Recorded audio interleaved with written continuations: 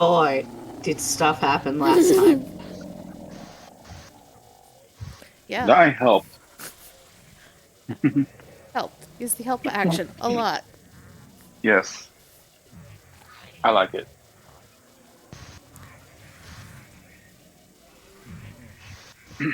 So we just know that a lot happened. That's all.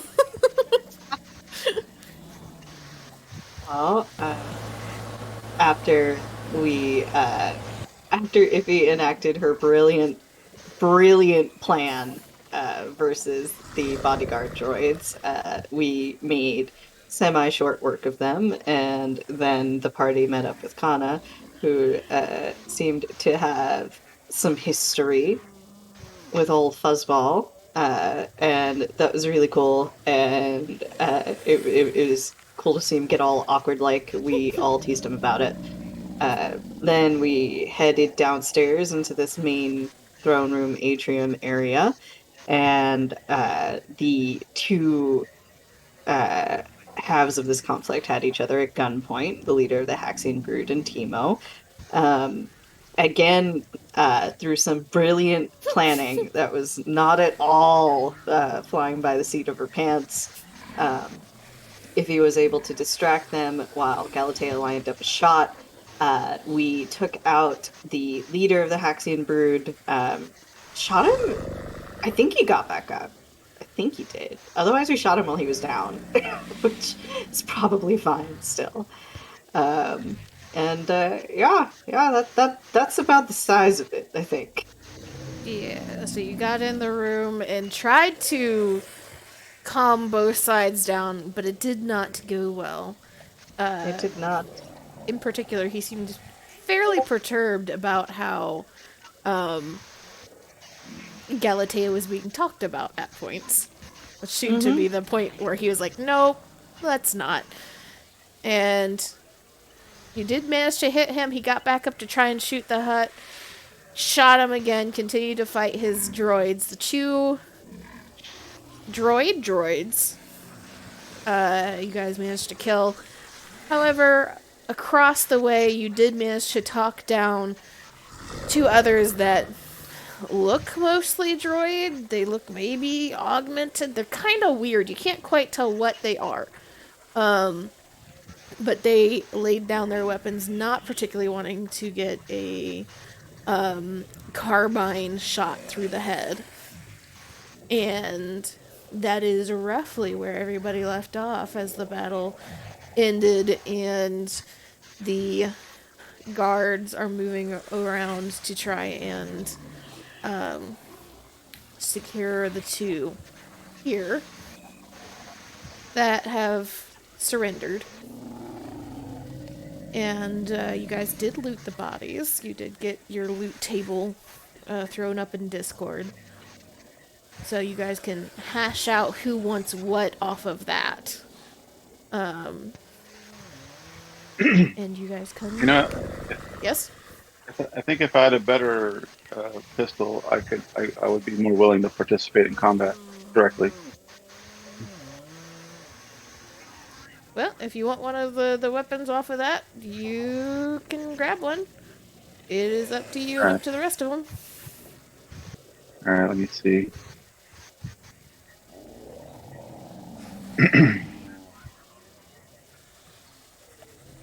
Was the treasure posted further up in general? Yeah. Yeah, we Okay. it's a blaster Okay. pistol there. All right. DDC Okay. Defender. I'll grab that. Uh, I'll put that in the notes here.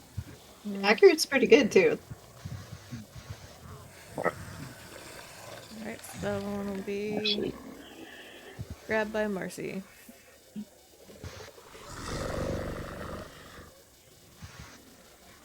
And uh as as the guards are moving around to go secure the other two, the Hut kind of lowers the gun that he is holding. And you hear this kind of disgruntled, unhappy, rumbling noise come out of him. And he just shakes his head. And you see him slowly turn his attention to all of you, taking in the wannabe sniper droid in the back and the two melee fighters? Question mark. One that very clearly has a lightsaber. The other one, I believe, Kane did not use his lightsaber in the fight. No, I think you went with the fiber sword. And Iffy barely popping out from under the table.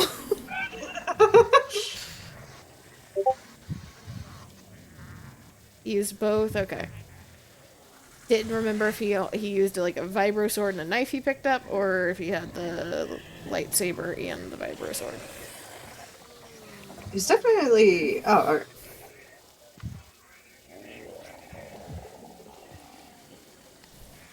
You can use your mic if you want to, Iris.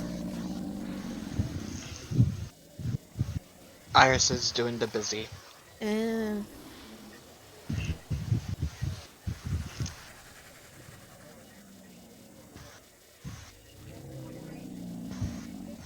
I gotcha. think we did perfectly, though, if you ask me.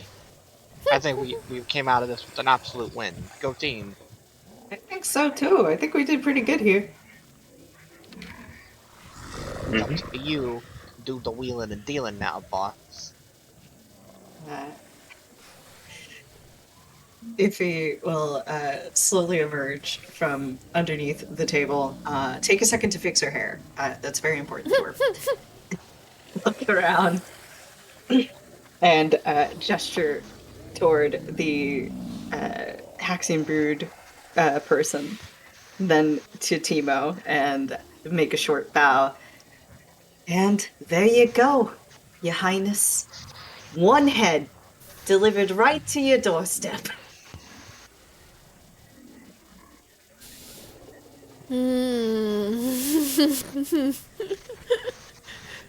Okay. So are you wanting to like set this up where you're like I set this up to for him to be in your room, or are you just like very clearly kind of being sarcastic, sardonic in all of this? Well, I mean, he's dead, right? Yeah. The guy's dead. Yeah. Uh,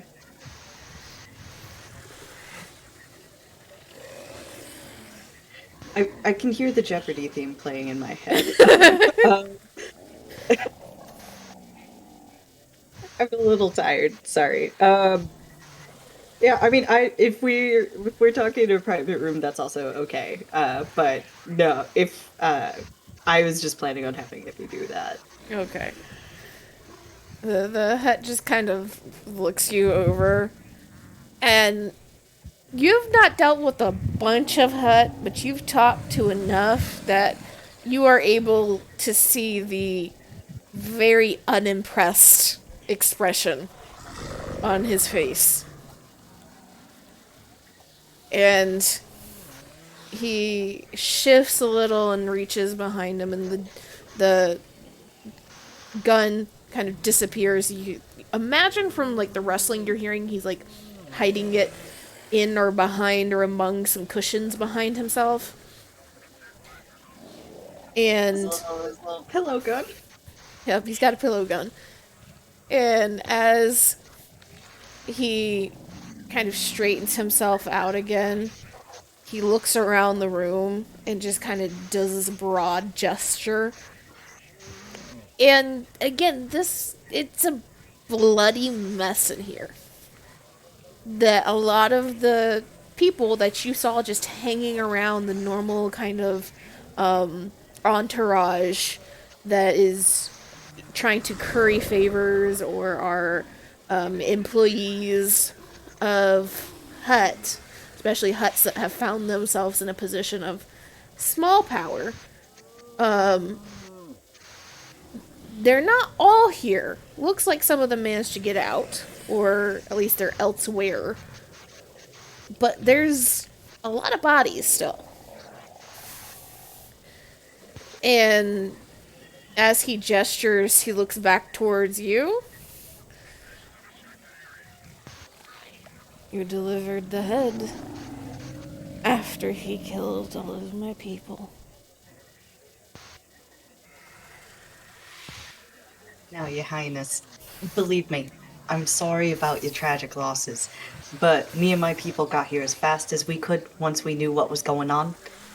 We came here the second that we saw everything up on fire.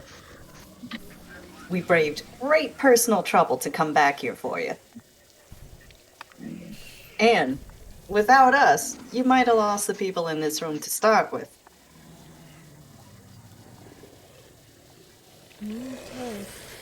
You're gonna roll a deception. Okay. 3 purple and a black. 3 purple and a black. Can I apply respect the delegate? Yes. Okay. So purple and black.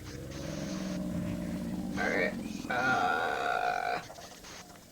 Where's my deception? Here it is. Yellow, green, green. Green, purple, and black. Oh. Okay. 3 advantage. It's not all bad. Not all bad. And you see his lip kind of twist. And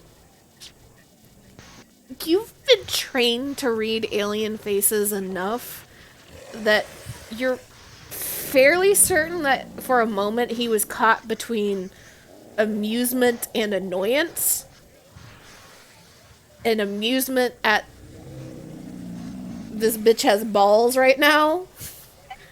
And annoyance that you're now trying to talk yourself up after this fucking mess. And he just kind of lifts his head, lifts his chin just a little bit. And his eyes have not left you since since he motioned around the rooms. He's very clearly trying to read you.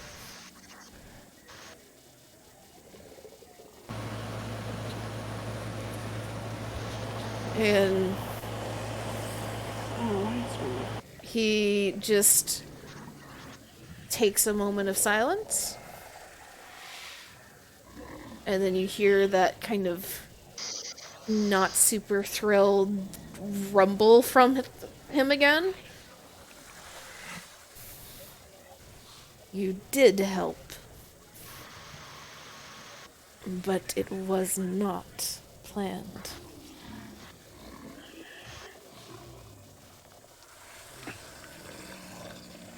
I'm about to shoot this hut. Not shooting the hut. We're not I'm shooting the about hut. to shoot the hut. We're not shooting the hut. I'm about to shoot the hut.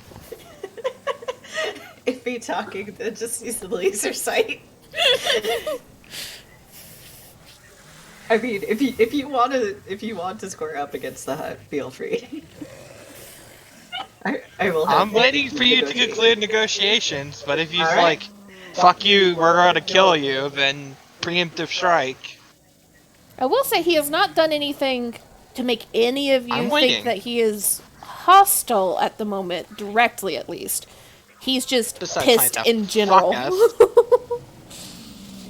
Which, to be fair, you walked into all his people being killed, so pissed in general is a state It's that he fair. should be in. It's fair and valid.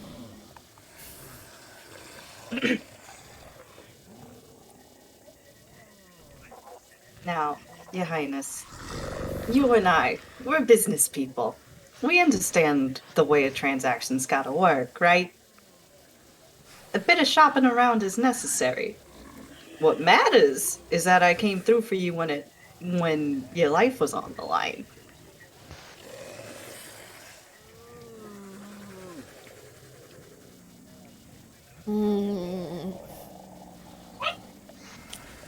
Let me see here. You can... I'm going to get you to roll me 2 things first. Oh boy, 2 things. Because I want to see just how well you are holding your composure, because you've just been in a firefight immediately after dealing with an explosion. A possibly almost near nuclear explosion. If he's fine. So you're gonna roll me a cool. Okay. Difficulty? Or just plain cool? Just a plain cool at first. Alright. See how that Just lands. at first. I don't like the sound of that. Alright. It If lands he's well. fine. It lands really well. You are holding your composure well. So you can roll a charm at 3 purple. Alright. Let's see. I will use a light side to upgrade. If that's alright. Yeah. Okay. Uh, will you upgrade, Seed? No, I'm saving those. I had the feeling. Alright, you said it was 3 purples? Mm-hmm. Alright. So, here we go. Ooh. Ooh, you didn't need to upgrade. I mean, it doesn't hurt. Like, it doesn't hurt. So, he... still calculating, and then you just see this heavy sigh leave him. And if you've ever seen a person deflate just a little bit, he's deflated just a little bit. And he just kind of sinks a little further into the cushions on his throne. And you see him kind of lean back. And he is still very large, as all Hutt are, but the posture is less commanding compared to what you've seen him thus far. And he kind of waves a hand towards all of you. And he just says, "You mentioned explosion. What explosion were you talking about?" Because you did mention explosion last session. It's, the terms of Slagworks, right? Is it Yes. Slagworks or... It was an explosion over at the Slagworks. The reason me and my people took so long to get here is we were down over there when it went off, helping people evacuate best we could, but it was real nasty stuff.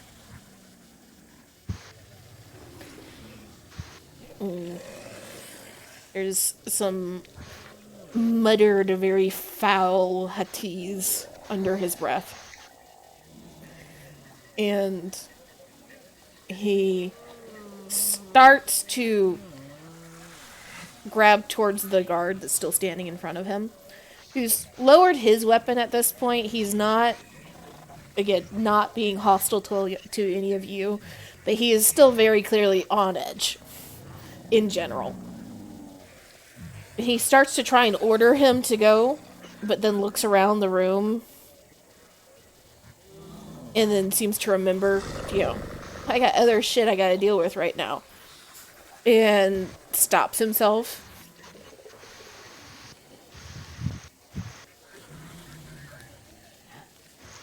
I've not heard another explosion since.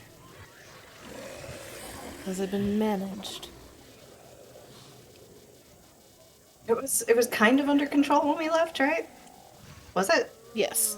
It Alright. seemed at the very least like they had kind of cordoned off the fire to where it would not be spreading. It had gotten slightly smaller, but it's going to be something... You know enough about that material in the very vague sense of a person that lives in this universe would, that it's going to be a little bit of a battle to get that fire completely going. Well, Your Highness, they're doing the best that they can over there.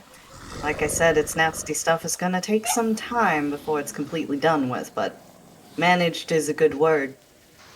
Me and my crew did what we could too. Had Gal provide some medical assistance. tried to organize some efforts to keep things from boiling over. And the mention of Gal kind of looks past and above you where Gal's at on the top level of this room. And just kind of stares at her for a second. And you see his face twist again. Probably remembering his last encounter with Gal. It is Gal ADS right now. Aiming down. No. But there, you can tell, like, she has, like, a targeting system in her eyes that she's, like, scanning. Like, where's the best place to put a bullet in this fucker? Not that he could tell, because he's a dumb droid, right? Smile.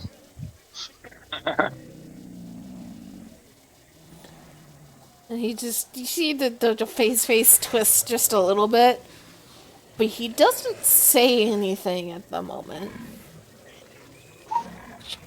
And then just kind of nods. And closes his eyes as he leans back fully again. I assume you want to continue negotiations then. Well, I'd love to continue negotiations, but you've got folks to tend to here. So, if you'd rather pick this up after we've all had a little bit of time to get settled, I'm fine with it.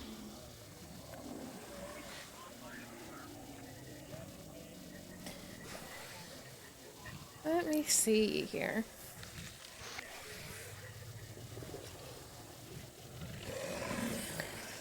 How much interactions realistically do you think Iffy would have with the Hutt? With the Hutts in particular, I don't think she's dealt with Hutts face to face all that often. It's probably just been representatives of Hutts. So yeah, that's what I would say. She might have had some experience with Hutt cartels, but probably not face to face, Hutt to Hutt. Okay. Connor would also lightly, like, nudge her elbow into, like, Iffy's side and slowly shake her head, no.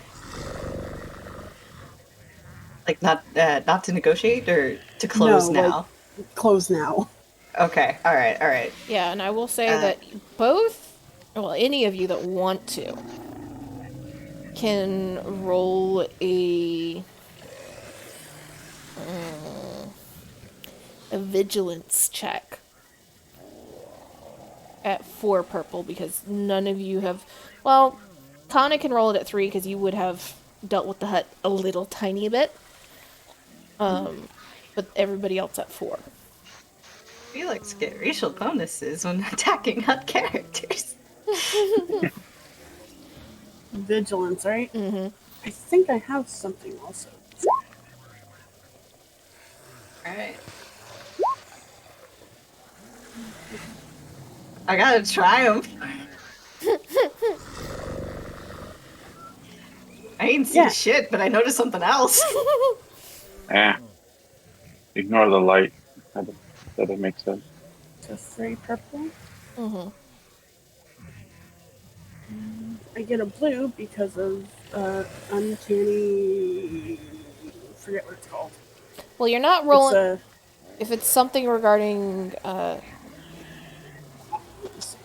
find the full name for me so I know exactly. Uncanny reaction. Add a blue per rank to uncanny reaction to all vigilance checks. Okay, so I will say no to this one because that's more for the vigilance in regards to battle and initiative and stuff. I'm using this as a kind of a rough equivalent to like an insight check right now. Okay. Could I potentially use force power here to assist with that? If you have a force power you think could apply, explain it to me why you think it would apply. I can detect thoughts. Let me read it. In particular. Spend a light or dark. The force user senses the current thoughts of one living target with whom he is engaged. Okay, so you'd have to roll a light side point by itself before this to see what you get if you will have a point. See if you have a point that you can spend. Okay. So I want to roll a white die first. Yes, Right. a single white die.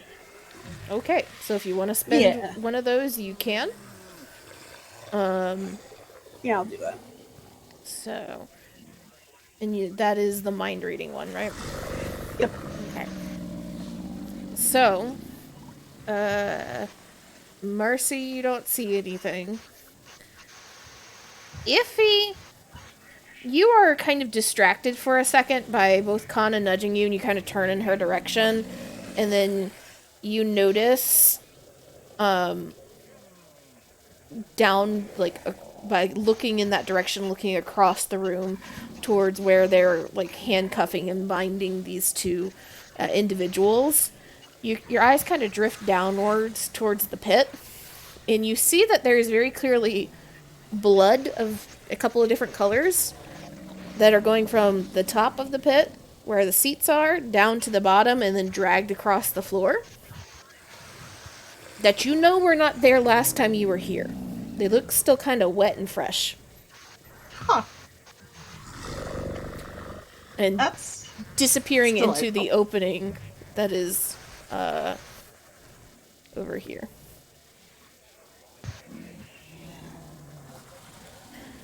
So that's what you notice. Kana, you kind of start trying to nudge Iffy into, like, no, you need to get this handled now. But as you're doing that, you're now tuned in enough, you've come down from, like, kind of the high of battle just a little bit. And so you're focusing in on this conversation a bit more. And you've been well instructed as to the trickery of the Hutts. And so you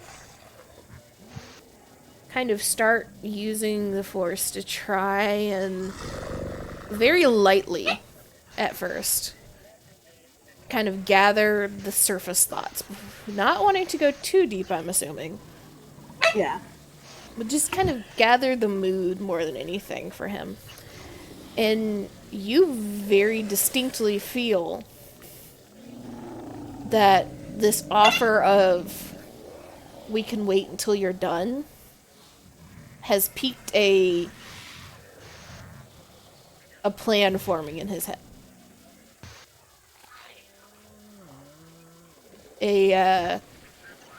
Seeing a potential loophole of some sort.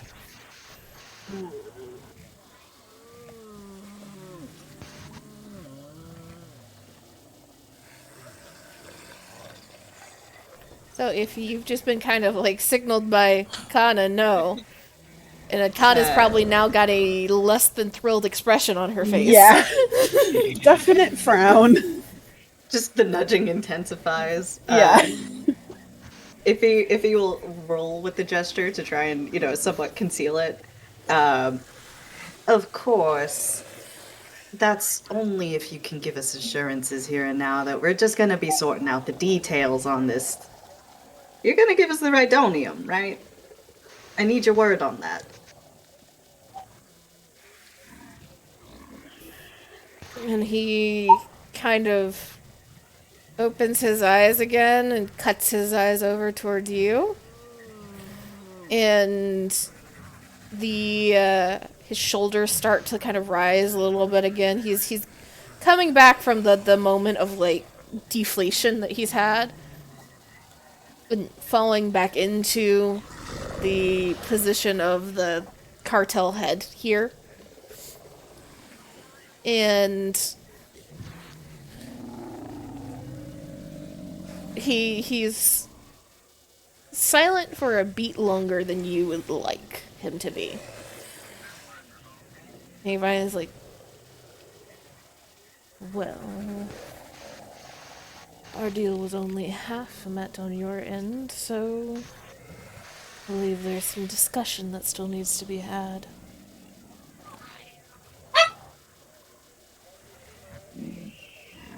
Now, I know what you're thinking. We didn't exactly chop off the fella's head, and you did lose some people on the way here. But let me point out to you, we wouldn't be having this discussion if me and my folks hadn't come through. Like, I might have been having it with him. You might have been down there on the floor. So, there are some things we need to discuss, don't you think? Like the fact that you wandered out of the city rather than going directly to go find him. When I told you I needed his head to have a deal. You want me to work with substandard.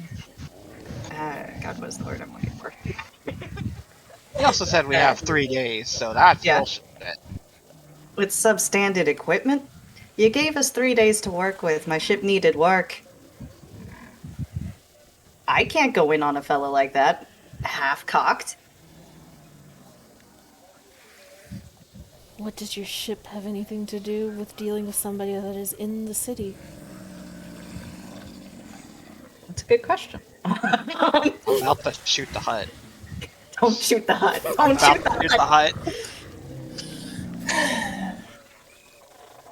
He's being an asshole. About to shoot the hut. Okay.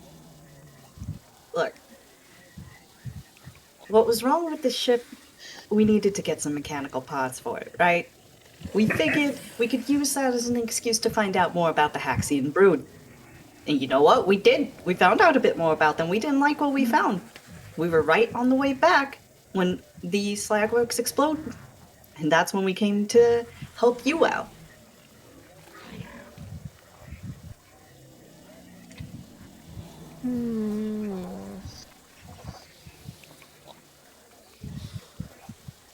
What do you think you need to be rolling here? How are you trying to approach I know what I this? want. I know I want to roll. I know what I want to roll, which is negotiation. But if he did just lie. So I feel like it's deception, if anything, before it's negotiation.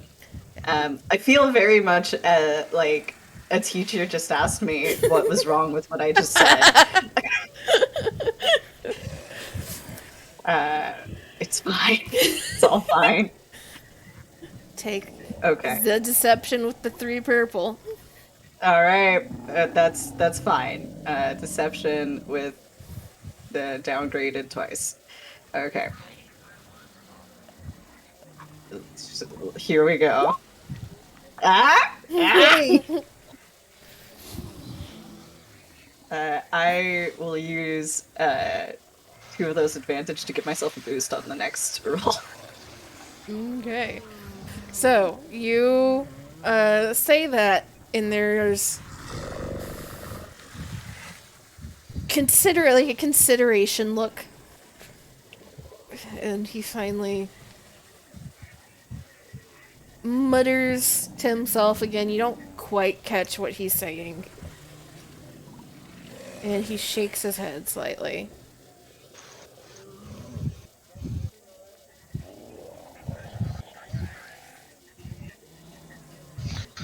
And he motions towards you. Bring me the Republic's demands and we will look over them. I will happily do so. I will gesture for Kana to walk with me now. Yeah, she was gonna walk with you regardless.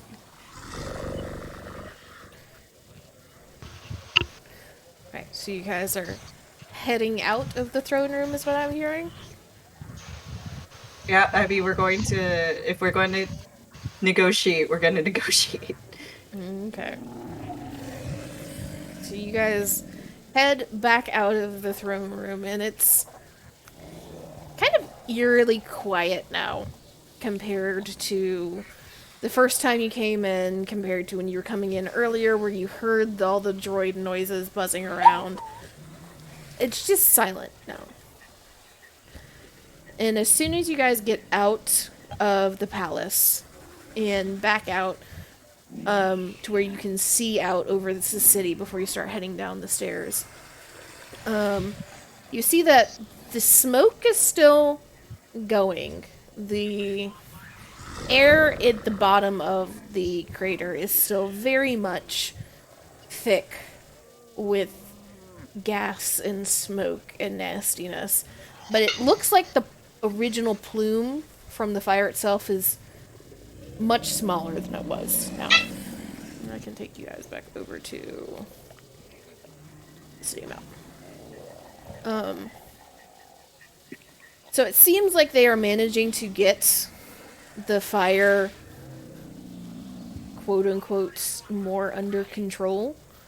And you can still see the captain that was flying the ship and it was on the top of the crater is flying back and forth still. Seems to be making another trip over slowly towards the slag works to drop more chemical firefighting agents. Being very, very careful in the maneuvers of what is a fairly decent sized freighter ship. But there's still chaos. There's still the noise of panic and things just happening, but even that seems to be cut down just a little bit. So things are coming under control. They're not under control yet, but they're coming under control. You guys head back down the stairways into the crater below.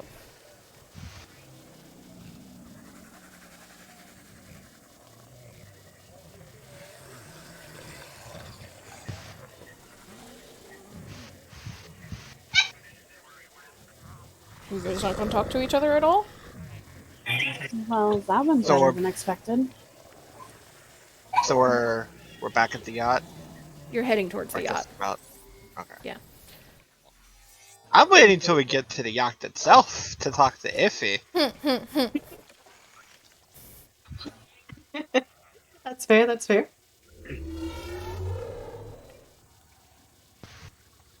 What was it Kana said? I don't think I caught it. That went better than expected. What can I say? I got a way about me.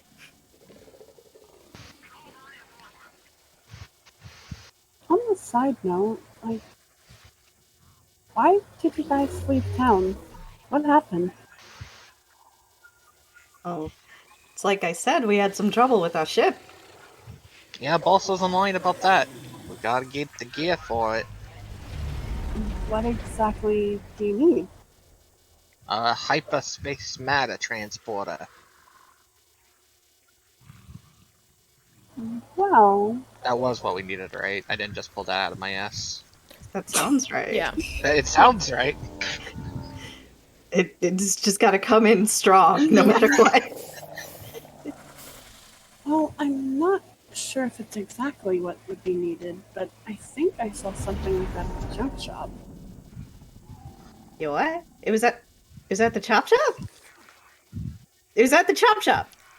If he Good turns job, to the Gumball. other side. I believed in you the whole time. It was at the chop shop. The whole time. The whole time it was at the chop shop. Well, I don't know if it's exactly what's needed, but it sounds like it. Lead the way, Gumball. Well, oh, okay. Sure. To the junk shop. Good job, Gumball. I believed in you. You're welcome, Z. So, you guys get down the stairways. You start to turn towards the landing bay until you hear a potential location for the item that you need. And you make an abrupt about face heading back into town to head towards the junk shop. And, you guys... I was giving you guys the information what you would think of from junk shop. I never said that they didn't. I was saying there's no place in town that would likely have what you need as far as you're aware, but you can go looking. I've also What mentioned you said was true. I have also mention the junk shop at least once every episode to every other episode, and you guys continue to ignore it. I can go back and count the number of times I've said junk shop, and you guys are just like, no. Well, it's because you said at the beginning, it's like, hey, we probably don't want to go there. So I was given what you guys would Distraction. hear to saying junk shop. It's been there the entire fucking time. The entire time. There's a reason why I say junk shop every time. If he's nice dress and hope ruined. So you guys start heading towards the junk shop. So, here. And It might be best if I don't enter, though. yeah. Yeah, I'll stand outside. hold up. Something you want to tell us, Gumball? Well, I mean, there wasn't any altercation or anything. Why? He thinks I'm buying something and wasn't actually here to buy something. I just don't want to make things more difficult. Uh-huh. Alright. I trust you. Kana stays outside. Yep. As you all come towards the junk shop, you enter, and it is kind of this dimly lit and now smogged up because its doors are just hanging open right now. So the smoke that is in the air in the crater in general is also inside. And you kind of blink in the dim light inside, and it's kind of grimy. It's not super nice. However, it's the most stuff that you have seen in one location the entire time you've been here. Because the cantinas have things, but it's pretty sparse in the cantinas, even other than just the general furniture of a cantina. And the few homes you got to kind of glance into when you're working your ways through the little shanty towns in the cliffs around the city are still pretty sparse. It seems like anything and everything that this guy has managed to get his hands on is here. And it is just full of boxes and barrels and crates and shelves of, it looks like at the surface, scrap of various types or pieces and bits and bobs of different machinery and different little pieces of even clothing, kind of some of the more mechanical utility clothing, but it's just full of that in this shop. And as you enter in through the doorway, you look around and you can see that there is a small army of small helper type droids. Little ones are scurrying across the floor and then up shelves and stuff, seeming to be trying to keep it clean, question mark, in the nastiness that is the crater right now. And you see a couple of floating droids moving around, seeming to rearrange the open crates of things, and generally seeming to rearrange, and then in their rearranging, just put them back exactly the same place that they were, but looking busy. You see a old beat-up astromech in the corner that seems to be trying to fix something. You can't quite tell because he's partially blocking it. But all of the droids seem to be very old, probably second, third hand, and kind of kept together with, like, spit and duct tape. And behind the counter, you see a older human with just a bright red cloth thing hanging around his neck that well, I guess all of you, because the one droid has medical training, as a kind of cooling apparatus of some sort that's got chemicals in it that try to help keep the neck area and chest area cool while you're wearing it. And he's bald on top, got gray beard and mustache, very wrinkled and sun-beaten skin, very kind of rough, grimy kind of looking clothing matching his shop. But he looks up slowly from, it looks like some sort of data pad that he's trying to fix. And when you guys enter, he doesn't say anything, he just watches you.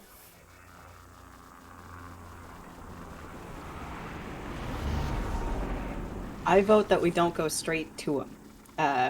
We just meander about a little bit, scatter, make it look like we're interested in stuff. Maybe some of you guys are interested in stuff. I think we need a repair kit for Galatea still. So I think we should try and look busy ourselves before approaching. Okay. Let me see here. Pull something up. Sounds familiar, doesn't it? Mm-hmm.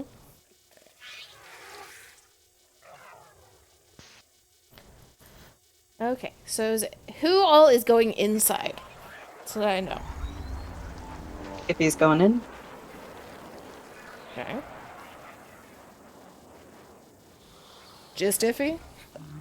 Marcy will go into. Okay. Is Gal going in? I got no reason to go inside. I'm gonna go chat with my new friend Bubblegum. Gumball. Okay.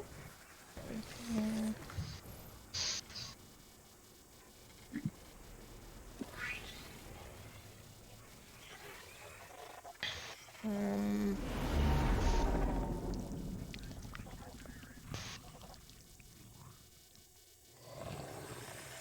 Grabbing just a few things really fast. 'Cause I would just about figured you guys would never hit the junk shop, and I didn't pull things up for it.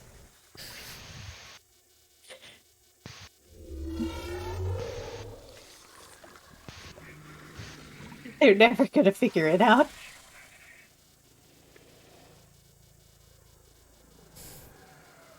Okay, so are you guys genuinely looking at things, looking around for things, or are you just... Yeah. Okay. Is So, there like a scavenge skill to discover hidden gems, basically? so you can, if you're wanting to see if there... Well, yes and no. Let me rephrase this and go back. The ability Streetwise can be used in shops and such and in dealing with people to see if there's any semi-illegal black market, hidden item list type things. You can also roll that when talking to people to see if they will just show you the hidden inventory if you don't see it. And you can just also roll a general perception if you want. It's harder to find some things with perception. It's easier to find other things. It just depends on exactly what's going on in that shop. Okay. I'll give it a try. I'll see what I can find. Alright, so if you want to roll either of those, it will be 2 purple and a black to roll them. Okay. Alright. Try perception. I'll roll streetwise. 2 purple and a black. Okay. So, Marcy, you're not seeing anything that's like super odd or weird in the shop that's like anything that seems to be that would put you on edge that you wouldn't see in a normal just kind of random junk store. However, you do see some things that are to varying degrees interesting to you as you're walking around. Explain to me what you think would catch Marcy's eye in a store. What would be the most interesting to her beyond, of course, the specific item that you guys are looking for? Well, she is a mechanic, so it's not like she's looking for something specific.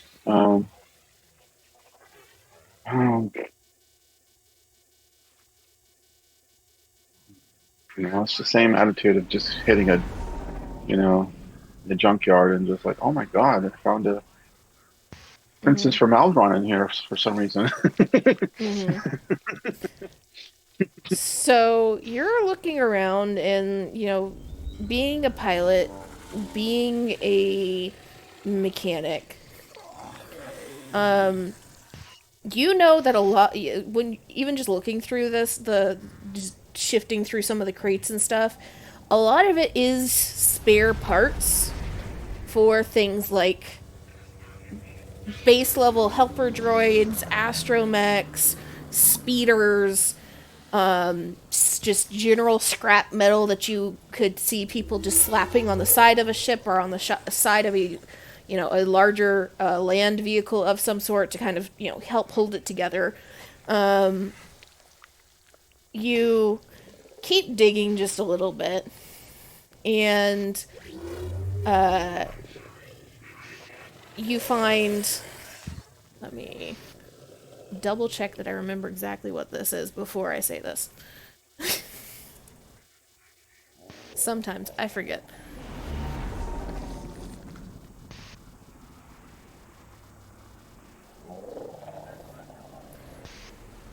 You do see some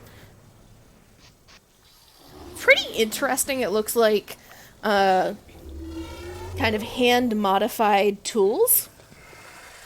Things that, as you're picking them up and examining them, it's like, a screwdriver, but it's got an extra little thing. You're like, oh, that makes it to where I can turn it faster and things like that. So the Okay. little tiny things like that are interesting. They look very slapdash, but it's like, huh. You also find. Let me see what this one was again.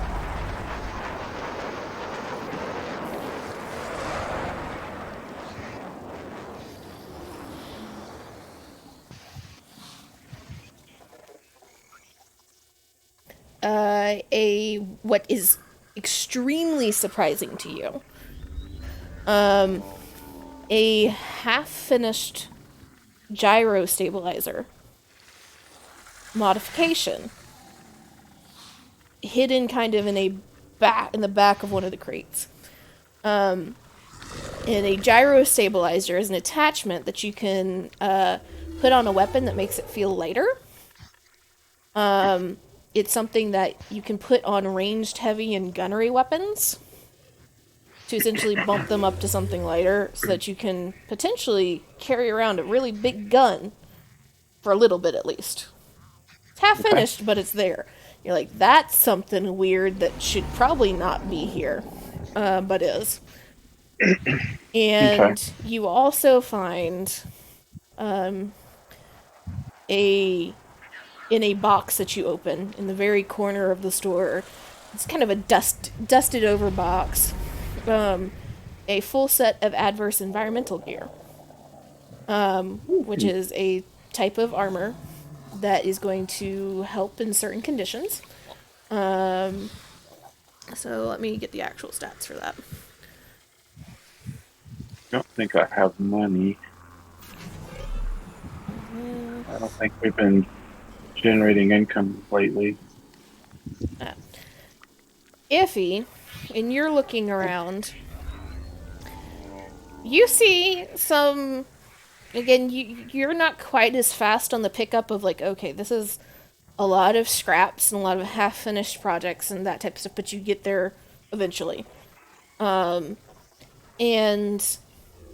you kind of wander towards a different corner of the shop, and you see that there's actually a couple of boxes of what you think, you're not 100% certain, what you think are handmade grenades of some sort that you're like, you start to reach and pick them up and you're like, oh, let me not touch that. And you slowly take your hand back. And you keep looking and you keep digging and you see some basic things like canteens and some basic survival items. You also find. Alright, let me. You rolled. You got one thread on there.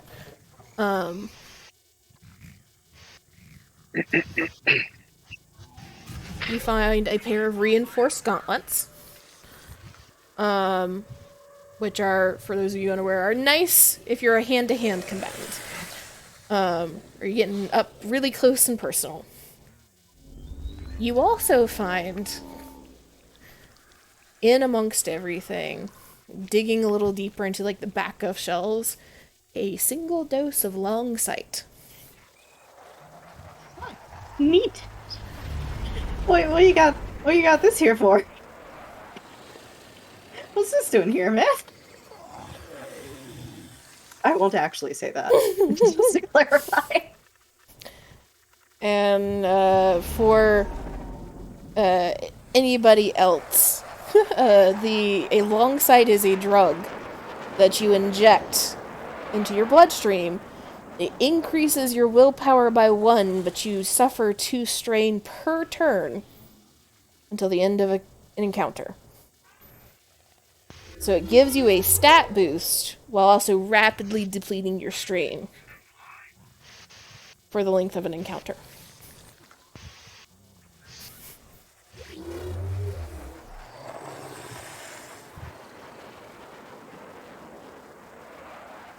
After looking around for a little bit and spotting all this stuff, let's see.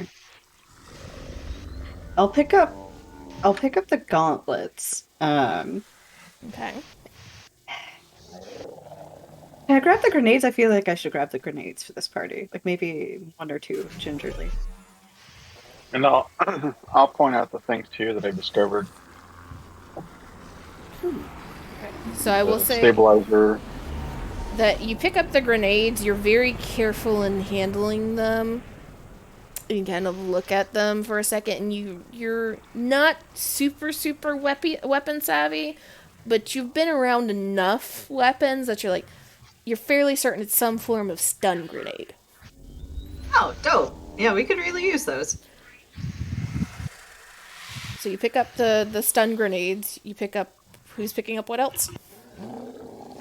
Well, I have no money, so I'm just shopping with my eyes. Oh, you picked up the reinforced gauntlets, right?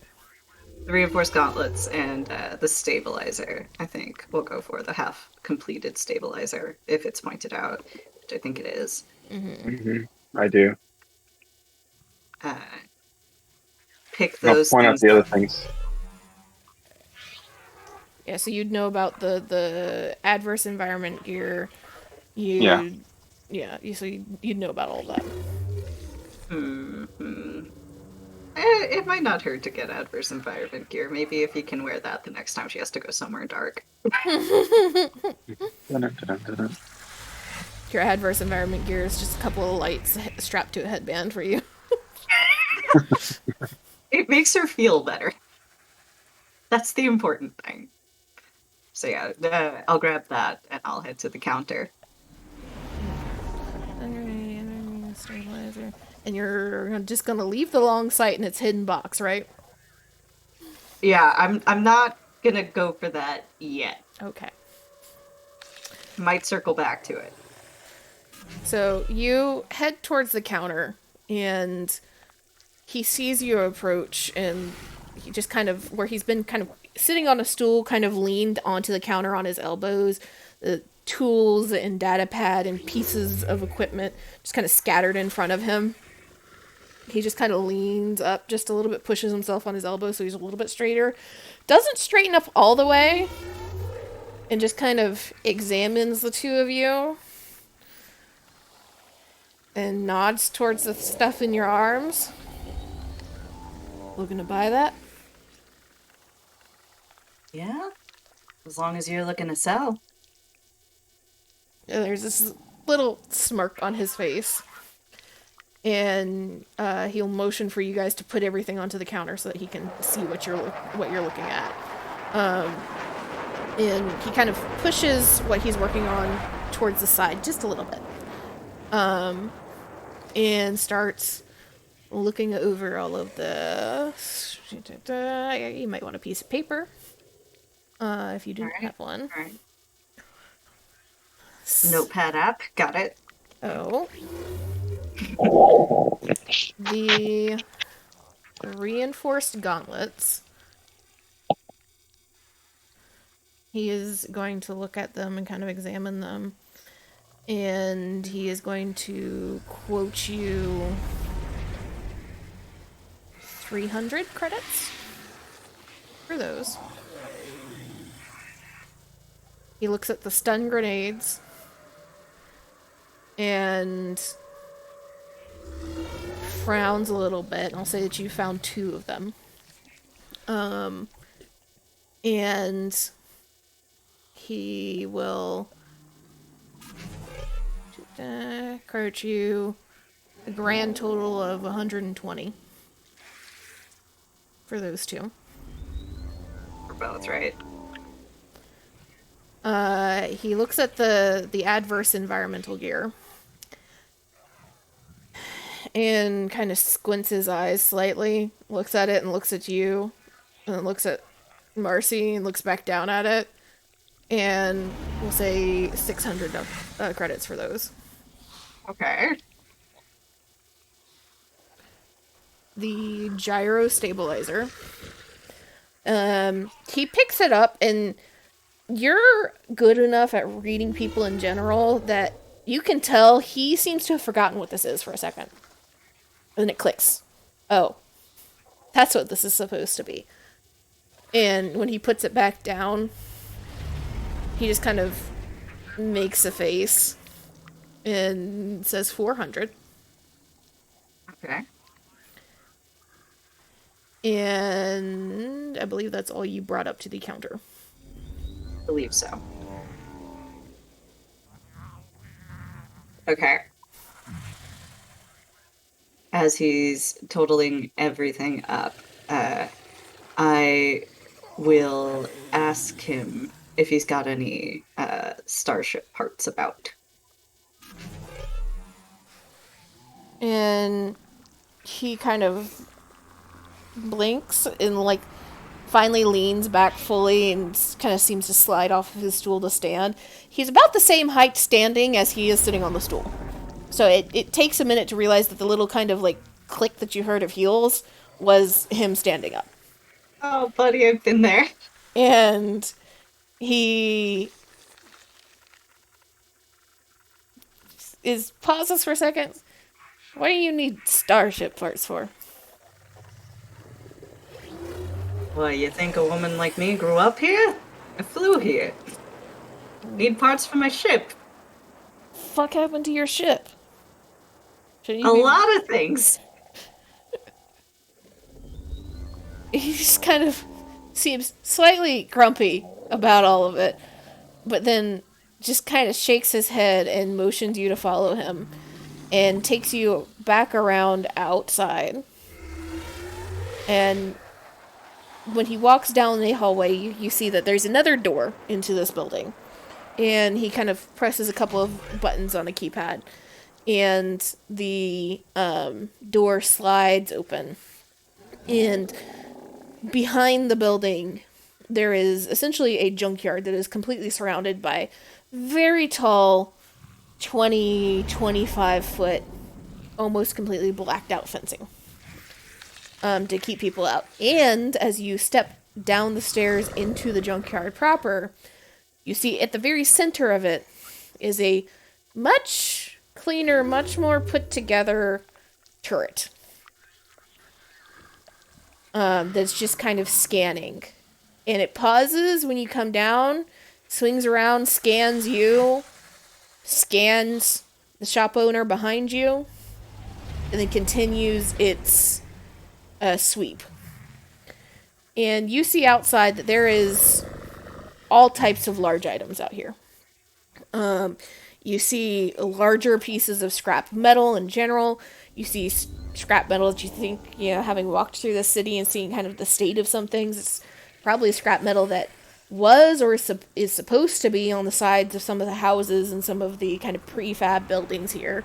You see pieces of like moisture generators and moisture machines. You see pieces of speeders. You see pieces of larger, like kind of industrial droids. Um, and as you kind of wander, you come across the pile that's directly up against the building. And it looks like a pile of speeder and ship parts that has been a little bit more carefully stacked up and kind of covered in a tarp to try and keep some of the wear and tear of being outside off of it. And you kind of poke through it just a little bit. And Iffy, you are not aware enough of what you're looking for to know if there's anything there. No idea. Marcy, if you want to poke through it, you can try to see if you can find things. Okay. I will do it. All right. So, Marcy, you can go digging. You can use your space piloting with 2 purple to see if you can find parts that are interesting to you.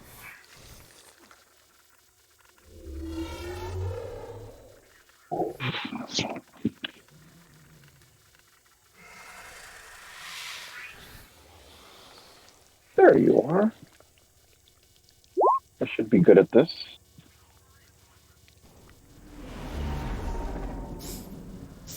Give me just 2 seconds. I'm about to sneeze.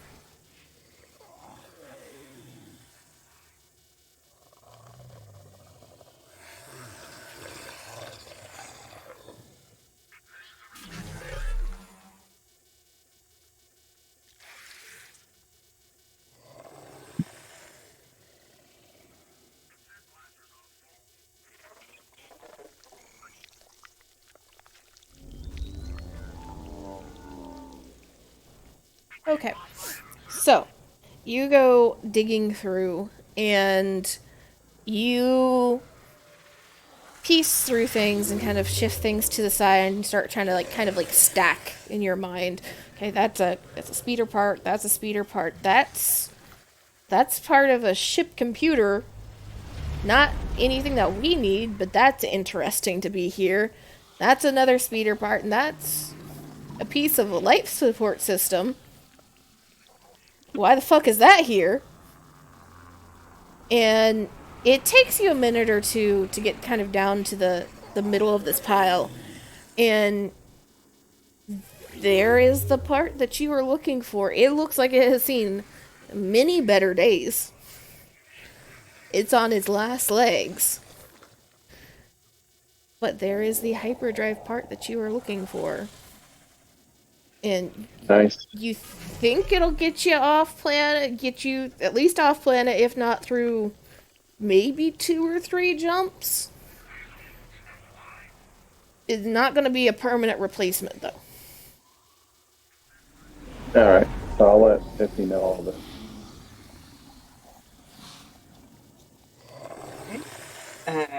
Iffy previously playing games on her datapad examine the part and ask this nice gentleman here how much it is, how much he's looking for. And he has been standing by the doorway, just kind of watching you both. And watching Marcy kind of methodically go through this. Very clearly, he knows that you guys were very clearly looking for something specific. And he looks you up and down. And you're iffy, to be honest, you have seen better days.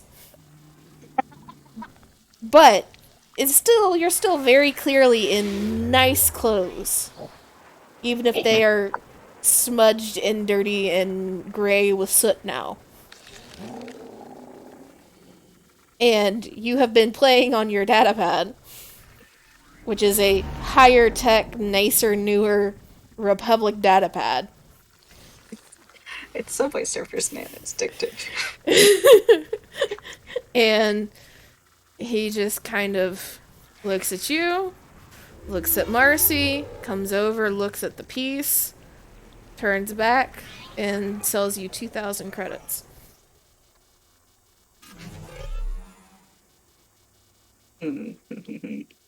All right. So I don't think I have any money. However, we do have these items to barter with. So is there anything here on this list that we as a party would not be terribly sad about losing? Because I think the vibro sword's also been taken, because Kane's been using that. So we would have the second blaster carbine, the blade breaker, the binders, jammers, and synth skin, as well as the armored clothing. No, I got what I wanted, and I'm willing So- to give it up for this, actually. Yeah, I mean, was there anything on here that we need in particular? So I'm willing to give up the blaster pistol if it would tip the scales. Well, and if you replace the blaster pistol that you have, you can give up the old one No, that's true. Yeah, I can absolutely give up the old one. if you like the new one better. It's fun sized. It's the toy at Like the bottom movies. is real.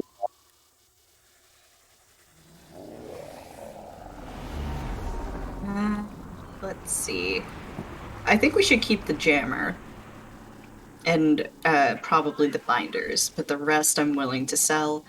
Uh, do we want to keep the spare blaster carbine? It's worth 850, so we can probably sell it. All right. So we'll try and sell the rest of it, and offer that up to help sweeten matters. I will put out there, just as DM things for everybody as well. Not a lot of you have any type of armor of any kind. I do not. I've got overall. All right. Would you like the armored clothes, or would you like the armored clothes, Iris? I have some base armor right now. Yeah, the two Jedi, as part of the deal, they got a type of, not a good, but a type of armor All right, that in makes sense. in combination with their lightsabers as what they got as their starting equipment for being Jedi. It would be more Marcy and Iffy if either of you feel the need for armor of some sort. I think the only way that if he wears armor is if somebody like Forces her? forces it on her, like a life vest on a child, you know? Gal just like shoves your head through a fucking bulletproof vest. Wear this. Doesn't know how to stand in it. Disapproving droid. So do you want the armored clothing then, Enbian? If there's, yeah, sure. If we don't need it to buy the starship part, yeah. So we're gonna offer up the blaster carbine, the blade breaker. We'll keep the jammers. We'll keep the binders, and we'll throw in the sin skin. Why not? Have you considered that he's like overcharging you though? He is, but I'm just like pooling resources now. The overcharging going- is part of this game. This is part of what Yes. Iffy is for. Yeah, Yes. okay. If he is very good at negotiation, There's- or should be. Literally, like, rules in the game about, depending on the shop and where it is and what type of items it's selling and all that type of stuff, as to generally how much the DM should over or undercharge. Okay. So, unfortunately, I did not grab Wheel and Deal. But it's been real helpful now, but it's fine. Right, so we're gonna try and sell that stuff. We have some stuff we also got from the scrap ship. We might be able to sell some of that stuff as well. The data pads, especially if they've been cleaned of information, might be helpful to him. He might be Yeah, I mean, even if they have some information, if we've gotten what we need from them, we Nobody might be has able to been use. actively trying to do that as of yet because you guys put it in the ship. Said we'll Mm-hmm. deal with that later. Yep, no worries. So Okay. you can sell them Uh, if you want, but just know that nobody has grabbed anything off of them as of yet. fair. Is there anything else we grabbed from the ship that we could try and sell? I am not sure. I don't think so. Okay. Is this the stuff that we got from last session? Was that also including the on that list? Was that from the previous fight as well, or no? Oh God, we should have looted. You Well, did not. no, you did. Yeah, you guys got what you got from the other two droids that you fought. Okay. You guys already picked up those things. And they were So that's not distributed. included. Yeah. Okay.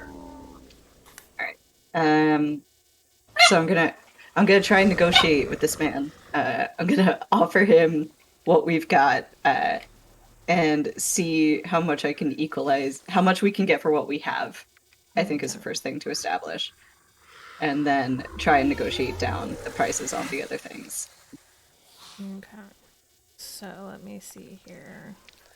Carbine, Blade Breaker, and Synthskin is what you're starting with, right?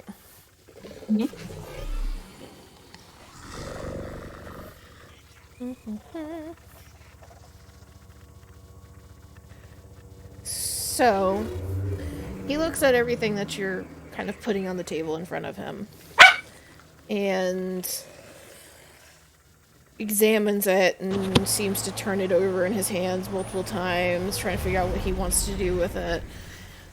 And he is surprisingly interested in the synth Get around here makes sense. and offers you 20 apiece for a total of Okay. 40. He looks a little less thrilled with the Blade Breaker. And because it's good, but it very clearly does its job, but it's not a pretty one. It's kind of slapped together and jury rigged up to do everything that it does. And he offers you 100 All right. for that one. And the carbine he seems mildly surprised by. Don't ask no questions. Yeah, he just kind of looks at it and then looks back at the two of you, like this slightly confused of like this high-class rich lady who's covered in smog and soot, and this tiny workman lady who doesn't look like she should really be carrying something this big. Just slapping a carbine on the table. And he kind of furrows his brow for a second. He offers you 700 for that one. Okay. So that is 840 to go off of, which is a lot. I mean, that's almost halfway to the part, which is the most important thing. Oh, and what exactly was the blaster that you were putting up in Bien, if you were putting up a blaster? My previous one, You had a holdout blaster? it was a light blaster pistol, EDEF.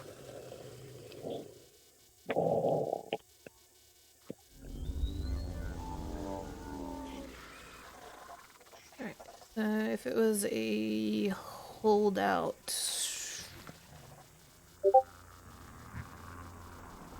It was a value that was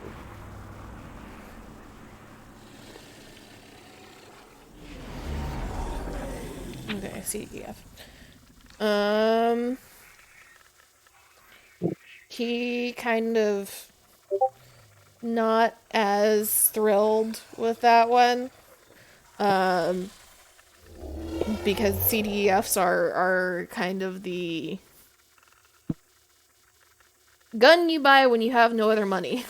This is like the cheapest one that you can get in a lot of cases. Totally.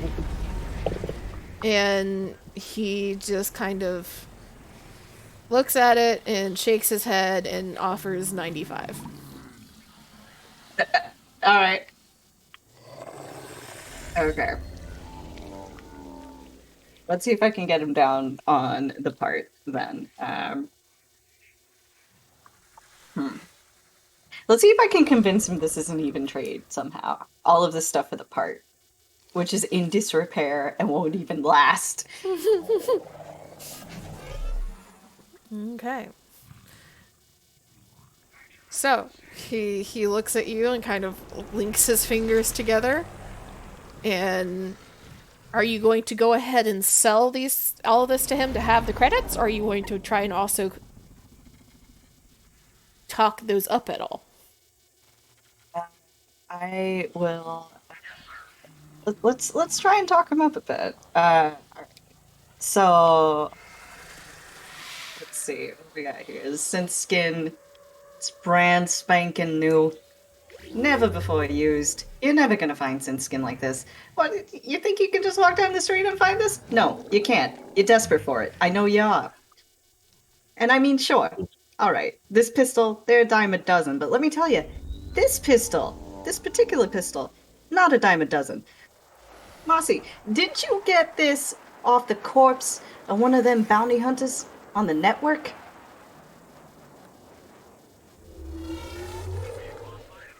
What was that fella's name? You know the one. Yeah, mango something, right? Yeah, that fellow. Mango Pit.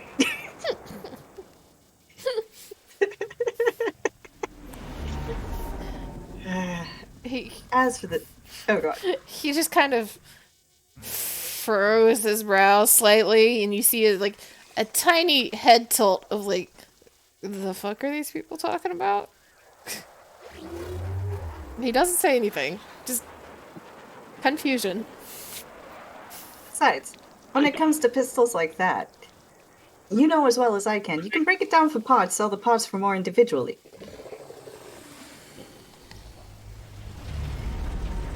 Kind of lifts his chin slightly. You've said something that he appreciates. Are you wanting to cut in, Bian? I got it. Okay. I'm just watching it all. You've tried to talk up the synthskin and the blaster pistol. Roll me.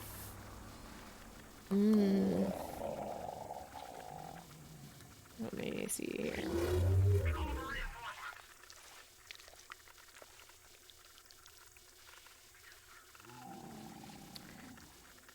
Roll me a negotiation. Alright. It's 2 purple and a black for this one. Okay. 2 purple and black. Let me just double check. Okay, I don't think I have anything that boosts this particular check. So, here we go. Advantage. Okay.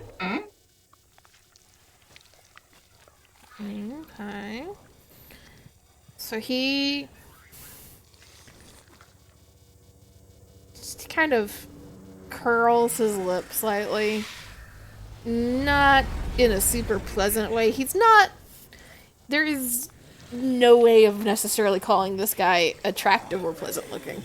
He is a very old, very disgruntled, kind of gremlin of a guy running a junk shop in the middle of nowhere. And even when he kind of curls his lips slightly and you see his teeth are yellowed underneath, And he just looks down at what you have in front of him and shakes his head and puts his hand over the scent skin. That still seems to be what he is most protective over, since you have put it on the table in front of him. I'll give you 55 for these two and not a credit more. All right. 55's not a bad deal. It's not a bad deal. But you're not just getting the sin skin in the bargain now, are you? And he looks towards the pistol and will pick it up and examine it again. And you can see, now that you've mentioned taking it apart, he is going through his head, calculating, okay, I can get this much from this part, and this much from this part, and this part's going to just be broken when I take this apart. Hey, there's no way I'm going to be able to sell this. And starts considering it piecemeal instead of as a whole. And will offer you 115. Okay, all right. We're getting places, small places. 115 is not bad. It's not bad. I'll take that. But, look at this here carbine. I mean, when was the last time something like this rolled through your shop? Never, I betcha. Now, a weapon like this ain't easy to come by. You don't know the hardship that we went through trying to get this here just so we could sell it to you. A discerning man of taste. And you are going to have to, with that statement, do 2 rolls. You're going to have to charm him first. And then negotiate. Okay. Alright. So charm. They're all going to be the same difficulty across the board. I don't have to change anything for charm, so. But look at all of that advantage. And then roll your negotiation. Alright. Okay. Let's see. I'll use 2 of that to add a boost to negotiation here. Okay. Iffy, what? What is that? I mean, a triumph is a triumph. A triumph is a triumph. Your statement of a discerning man like yourself, like, he immediately, you see his eyes lift from where he's still examining this blaster. And there's just a slight twitch of annoyance at the corner of his eye. Just this. Fair enough, my guy. Fair enough. This lady's already bullshitting me, and now she's laying it on super thick. And he just kind of sinks into himself just a little bit. See some of there was some ice breaking in the negotiations. And some of the ice is freezing again. Yeah, and he looks at this carbine. And then looks back up to you. And kind of crosses his arms as he puts this blaster pistol down. Who exactly do you think I'm going to sell that to? Plenty of people around here looking for firepower like that. And if That's you ain't always gonna... looking for some firepower. I thought Gal was Hutt's always outside. looking Did Gal come inside? That's a... Very loud droid from the... I mean, let's count it down. You got the Hutts who are looking for power. You got people who are looking to defend themselves from Hutts. Because, you know, between you and me, a carbine like this, that could put a bullet in a Hutt if you wanted it to. You got travelers. Like, I'm not the only person coming through here. Soon there's going to be a whole lot more traffic. You're going to have a whole lot more customers. A whole lot more customers means a whole lot more people looking for carbines. Mm,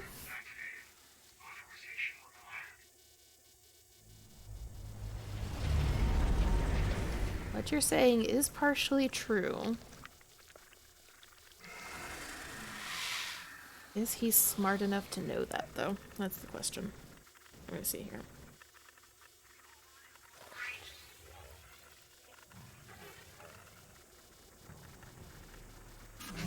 He looks back down to the carbine and slides it a little bit closer and kind of turns it to one side and then turns it to a different side, looking through all of it.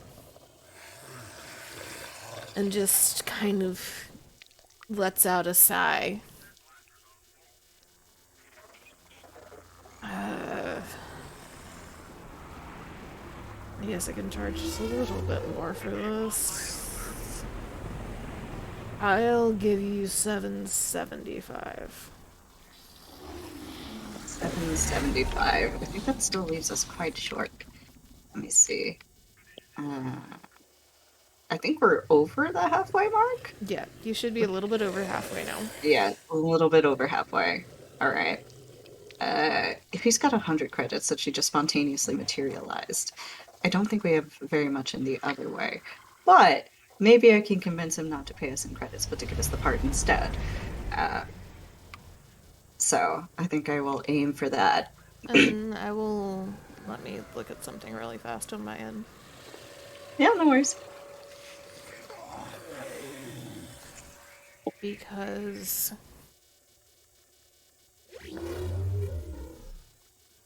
I will do a DM thing here because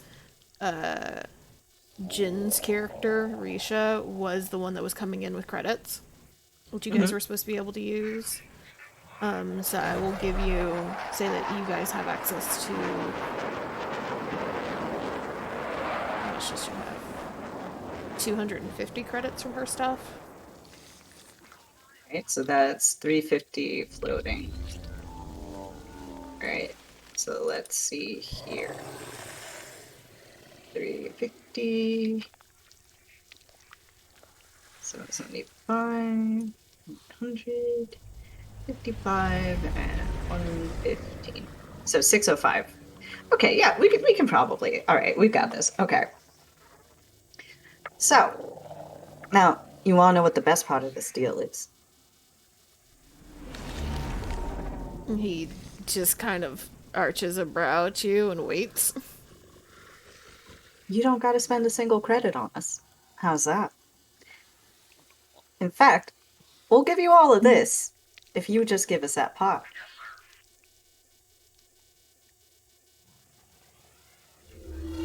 He kind of looks over his shoulder back towards where the door to the junkyard is and looks back at you. And there's a calculation. There's, you know, the gears are turning in his head. The calculator is running.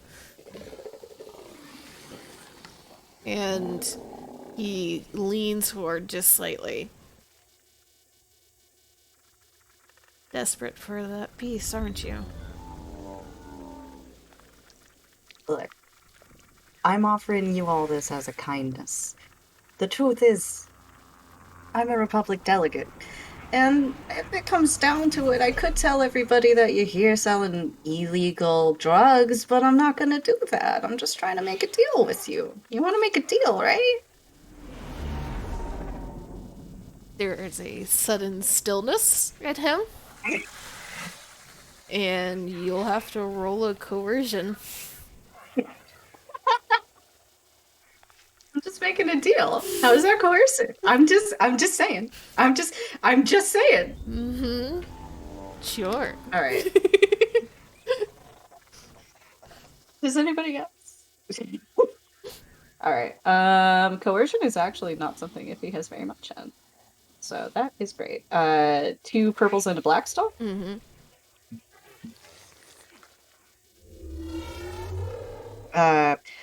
Do I get any bonuses for knowing that he had something there?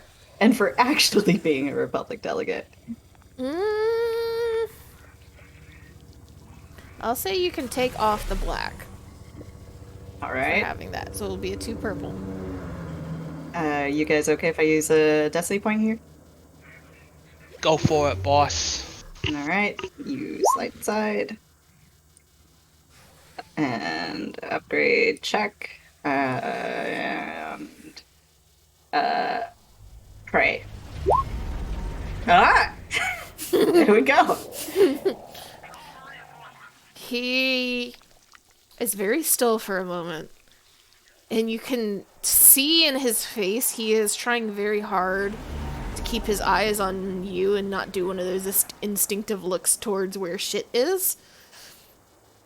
And it seems to be just enough of like to short circuit his brain for a second. And you see his mouth open to speak and click closed and then open again. And he finally kind of squares his shoulders towards you, turns fully towards you again, leans a little bit closer. Really a perceptive bitch, ain't you? That's why they hired me, sir. We're pals, ain't we? Deal? And he looks over all the stuff and looks back towards the thing, and I'm going to. He is not a smart man, I'm not gonna lie. Going to roll something on my end. Do this because he is not a smart man.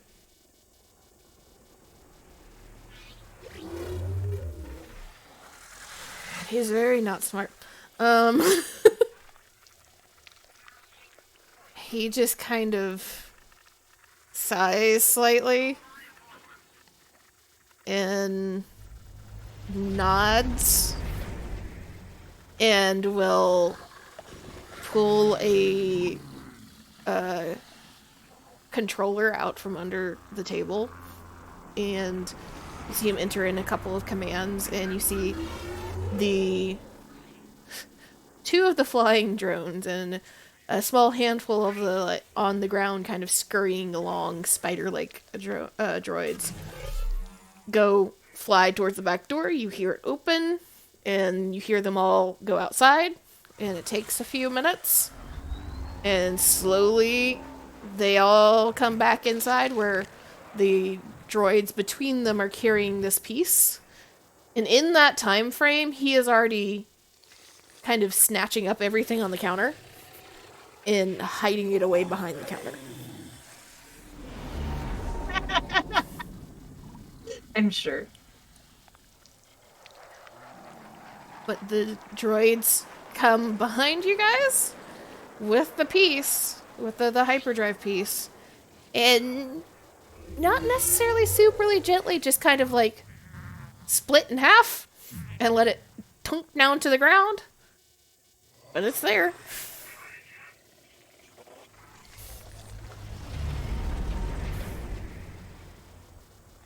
Look at that. Was that so hard? It's nice doing business with you. He just there's another eye twitch. He doesn't look at you, but there's another noticeable eye twitch. I will gesture for everybody to head out. Maybe All right. toss him a wave on the way out.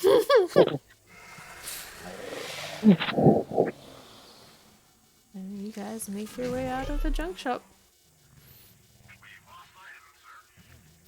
Much better off than the last group that I came through this with, because they ended up getting in a fight and almost dying to the turret. No, I saw that turret and I was like, no, not again. I had a character lose a leg to a turret.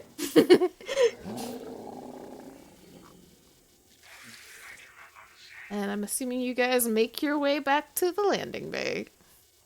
Sounds good. And you guys see that for the most part, what repairs could be done here on your ship have been done. It's not pretty, but the holes in the hull of the ship are kind of patched up, and some of the wiring that was hanging out has at least been tucked away. You're fairly certain, because you saw some of them working in the times you've come through, that they're at least duct taped back together, if nothing else. But they're no longer hanging out of the ship.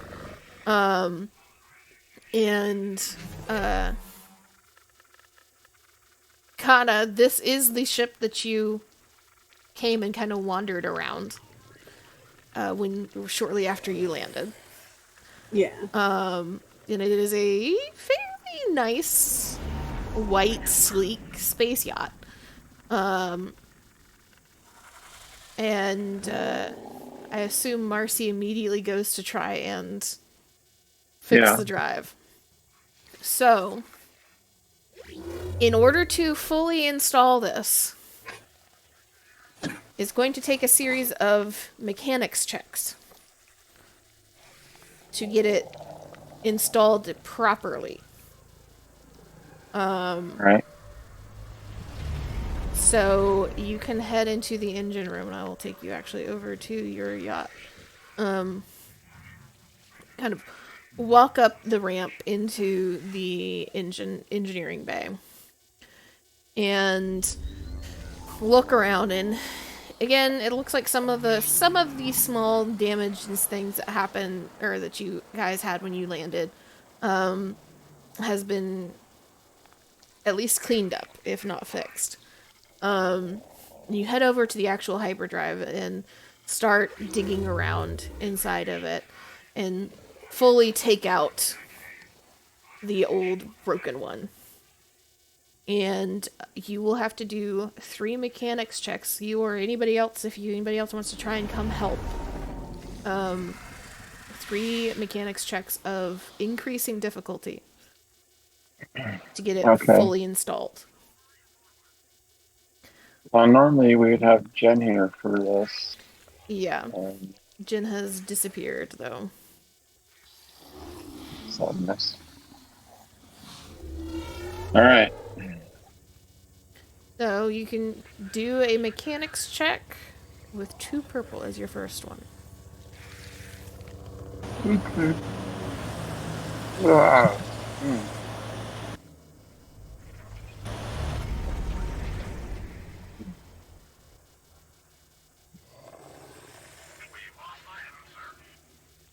you? There you are. Is there like a help action for this?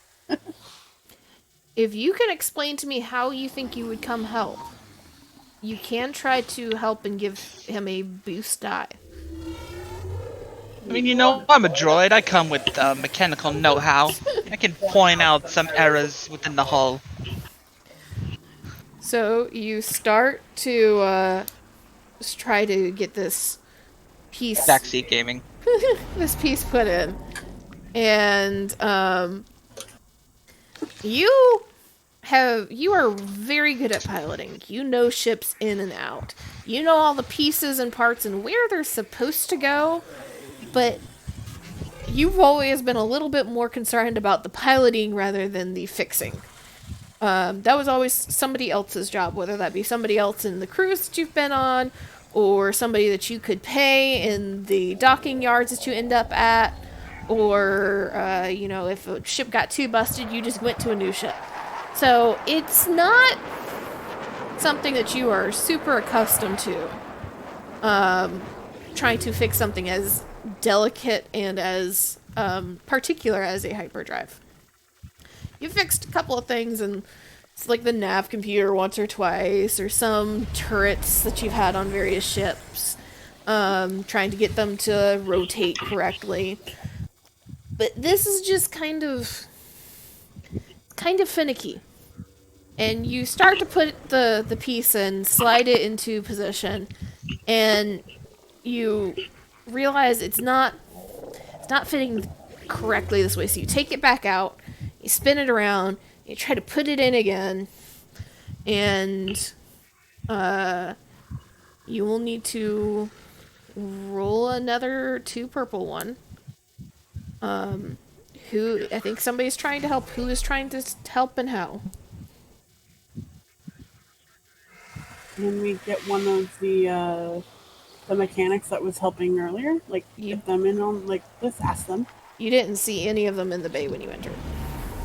Uh, The repairs are done, and there's other shit that's going on in the city.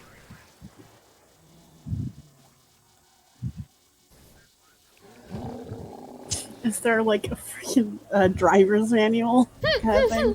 Like, this is where this goes. I will say that kinda, if you want, you could do. Well, all the rest of you can roll a space piloting with 3 purple to see if you how much you know about ships in the inner workings of ships. No, I'm a droid. This thing's practically like my long lost brother. I got this. What? Wait, which piloting? Planetary? Space. Space. Okay. And we all can roll this? Yeah, you if all we can want roll to? this to see how much knowledge you have in general. Yeah, this guy's like a practically brother. We're practically twins, basically. I never did like my twin. I will say that Gal, you can help once. You will have to choose at what point you want to help. The hardest one, probably. Okay, so you gotta make another mechanics check with 2 purple, Invian. Okay. Got the 2 purple. Mechanics. There you go. So you start, you turn and turn and turn and look at this different angles of this piece. It's like, okay, I think I was just like putting this in at the wrong angle because of where I'm having to stand in relation to this, and you just have to be very careful in particular. So you kind of like bend your knees just slightly and lower yourself down just a little bit, very carefully slide this piece in, and it goes in and it kind of locks into place. It fits exactly where it needs to. Now you have to do the harder part of making sure that it's connected correctly. And making sure that everything is exactly positioned around it. All of its connecting wires and all of its connecting prongs are where they need to be. Because you know if they end up somewhere wrong, it could end up short-circuiting other things in the drive. So I'd like to use the light side point. Okay. Oh wait, did I do that wrong? Nope. Okay. Did that increase anything in my So that peaceful? that And turns then your somebody's green into a yellow. okay. And it'll be 3 purple for this one. Okay. And I'm getting help, so that's a light blue die. Well, if Piper wants to give it this time, because you have to pass increasing difficulty checks. Hardest check. 2, 3, and then 4. Okay. So this is not the hardest one, right? Yeah, no, this is the middle one. Okay, sorry. I was intending to do that for the hardest one. Okay, I'll let you take back that light side point for now. Okay. Do you do the adjustment, or Yeah, I'll do it on how my do I end. do it? Because Okay, you thanks. can't do that on your end. Okay.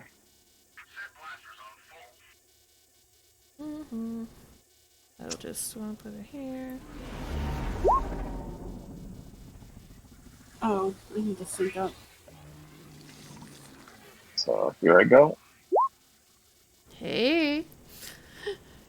So you focus in and you're trying to make sure and going through every class you ever took on Corellia, every ship you've ever served on, every rant from every mechanic you've listened to at a fucking cantina, trying to remember exactly how everything is supposed to match up. And slowly, it takes some time, but slowly you're managing to get everything hooked up where it needs to go. And you pause a couple of times, take a step back, look, adjust, readjust, and everything gets hooked up. So now, you have to make sure that you assemble the rest of the engine properly and do an initial energy test to make sure everything runs through without breaking anything again.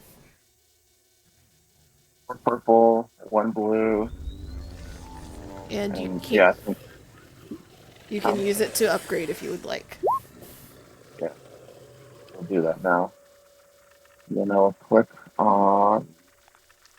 You also get the help on this roll. Yeah, so that's the I one did add a blue. blue. I did add a one blue. So okay, there you are.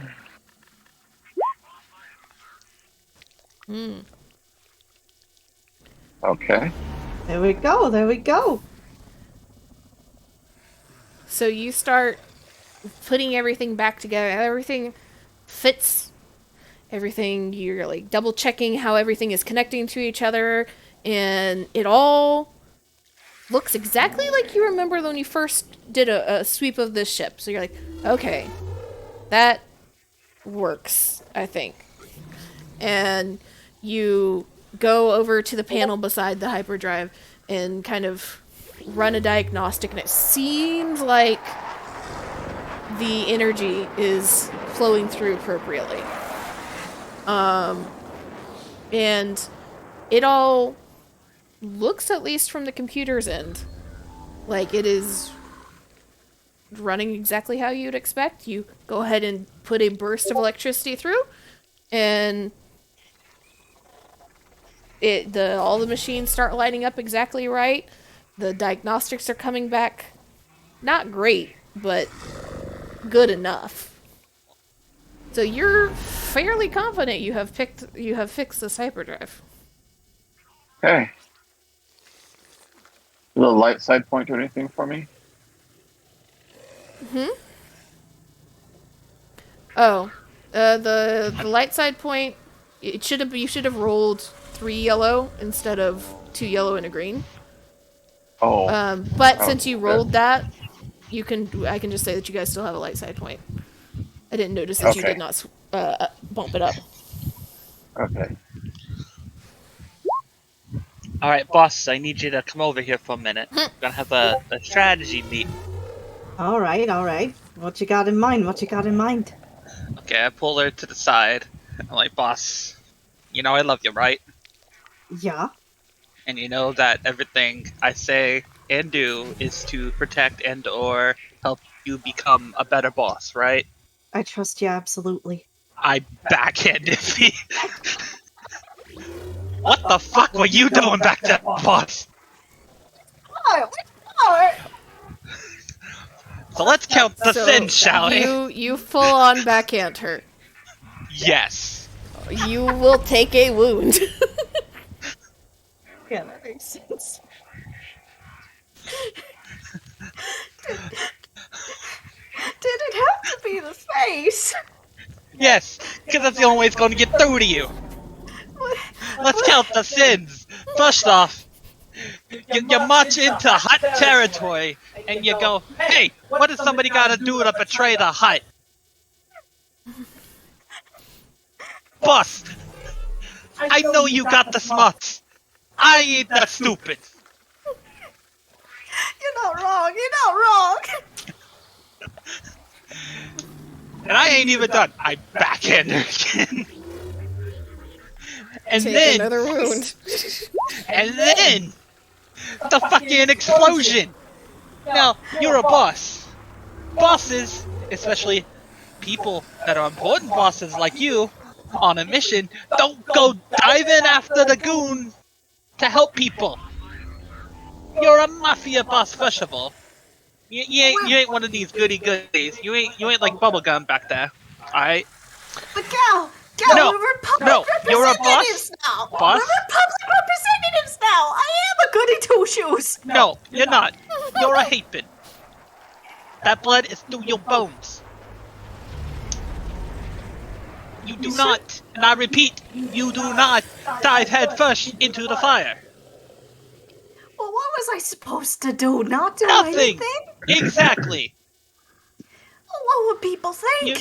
You may have been here for the Republican, but you're still a Hapen. You don't. You should know better. You know damn well that we don't do our own business. We make people lower than us do them. I mean, And you don't go diving after one of our own, no matter what they're gonna do. You're more important than that. Oh, jeez. Look, I'm just saying, we didn't do nothing. What are people gonna think when eventually the Republic sets up shop here? It's an investment. I think that's not our problem. In the end, we're just with them for the money. We're with the Hapens. Yeah, but if people talk Us. about that, I gotta hear about it from the Queen Mother. Nah, because you know what the Queen Mother's gonna be like? Hey, you valued your life over the life of these filthy peasants. Good job. And she's gonna pat you on the back and then probably try to kill you, but that's just kind of how we work around here. And then I defend her, I shoot her back, and then before you know it, we're in the hands of a crisis. But that's a Tuesday for us. I don't want to see you doing that again. I'm gonna have to fucking put you in manacles and tie you to the chair, and you do all your diplomatic business from there. It ain't easy to bodyguard somebody if the body you're trying to guard is diving into explosions. Oh, I ain't dive into no explosion, okay? I just walked You literally toward dived it, into and that. then I You helped guide dived people into a away burning from building. it. You dived into a burning building to save people you don't even know that can't reward you. And I ain't gonna let you say it's for your good name, cause it ain't gonna matter. It is for my good name. Boss, you ain't even here under the Hapens. You're here for the Republicans under the Hapens. Hapens are gonna get any credit. You ain't gonna get any credit. In the end, they're gonna remember everything as the Republic, and none of it's gonna come down on you. You gotta use your brain. And she does the thing where she's like, you gotta think. What am I, an idiot sandwich?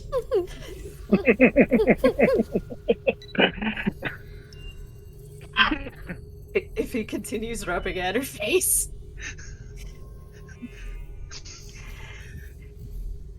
Jeez. Now, it's part of my job to make sure you don't do anything stupid.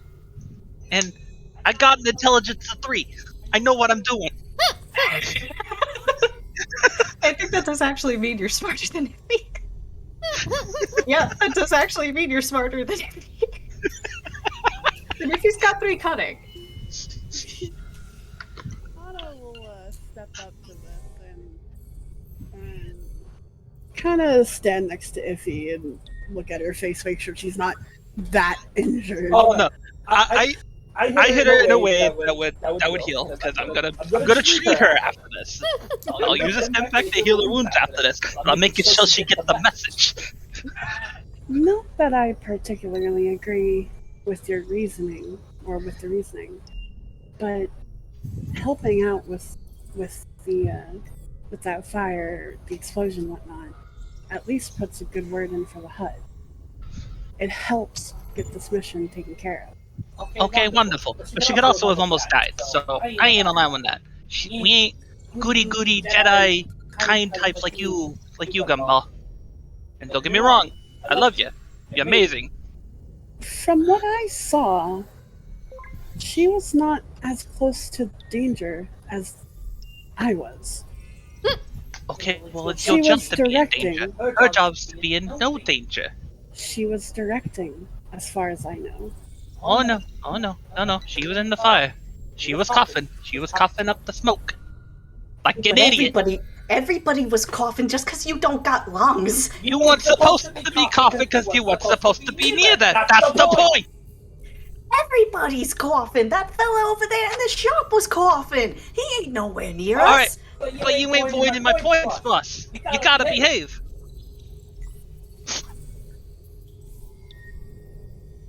Are we understood, boss?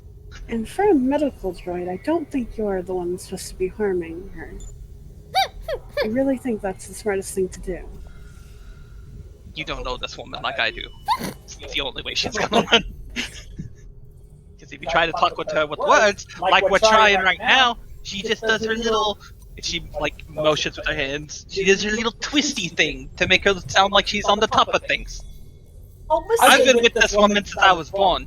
I know what I'm talking about here. You don't need to raise your hand when words will do just fine. You go do your Jedi thing, Gumball. The baddies are talking here. And I'm not saying that to be mean, because I know you're sweet. I love you. Yeah, she looks like I'm not saying it to be mean. It's because I love you. You know this. But we're the bad guys here. You're with the Republic now. Technically we're working alongside the Republic. You know, we ain't exactly... The point is, behave. You can go now. Oh, and she'll use a stim pack on you. Okay, let's get you all treated up now. You know what? I think Kana's got a point, though. We can't keep. Of course you say Kana's got a point. She's on your side. But Gal, think about it. My family don't give a shit about me being here. Ain't the best thing I can do trying to make a good impression elsewheres? No. Think you stick to what power you have, rather than sticking up to the goody-goodies. Because they're not gonna let you do what you want to do. Way I see. And look, I know you, boss. You're a bad bitch. You know this. Thank you, Thank you, Gal. I know this, and I love you.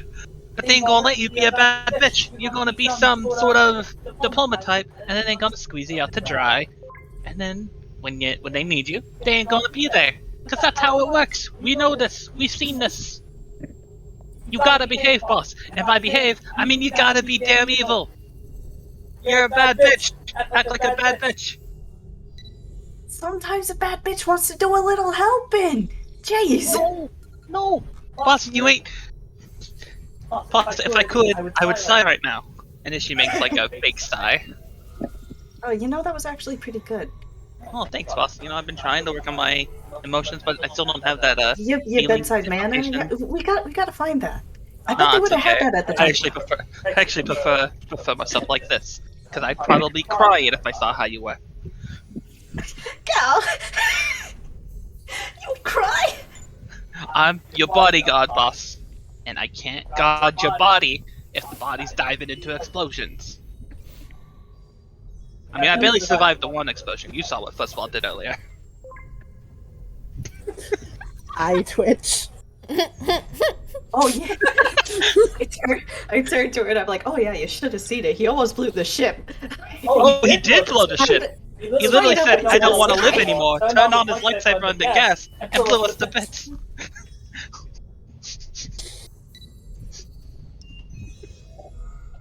Kana's smile is very forced.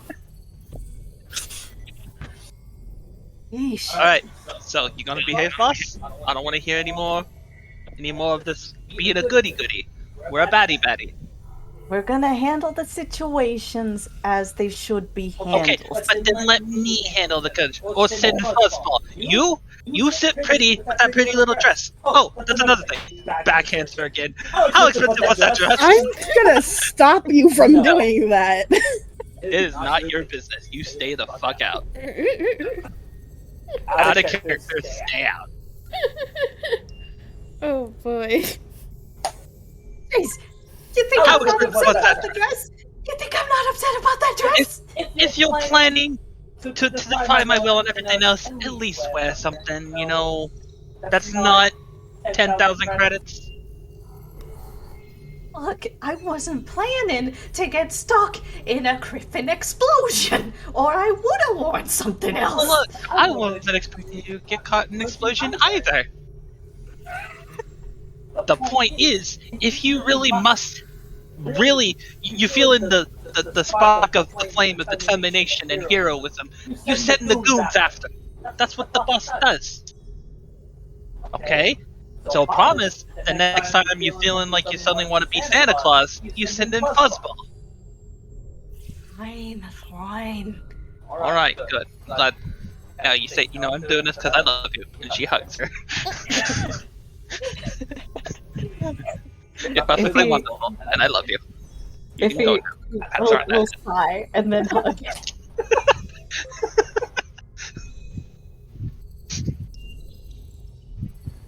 Okay, good talk. Oh, good talk. Good talk.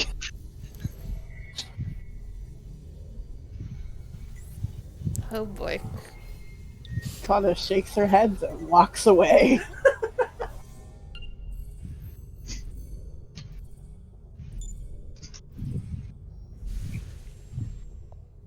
Okay.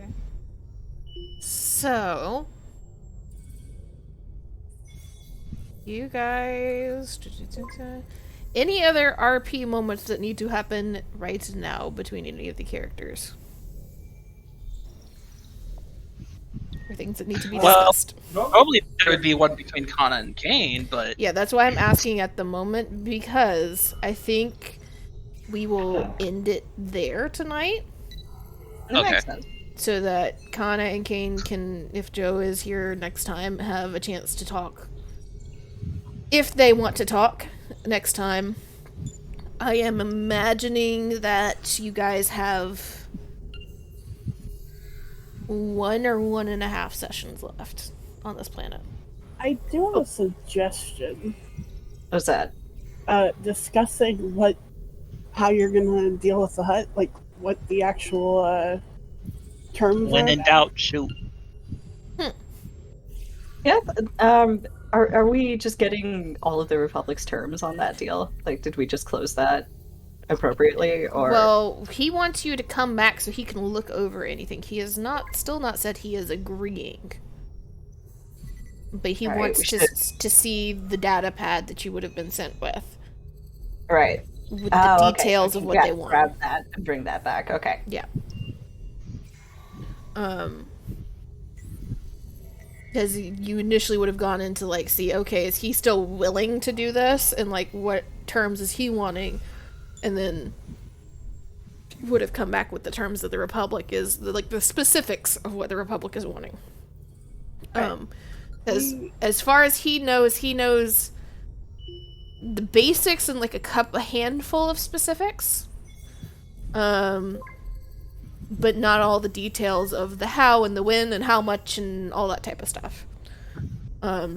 He wanted to see somebody face to face to get that Makes handled. sense.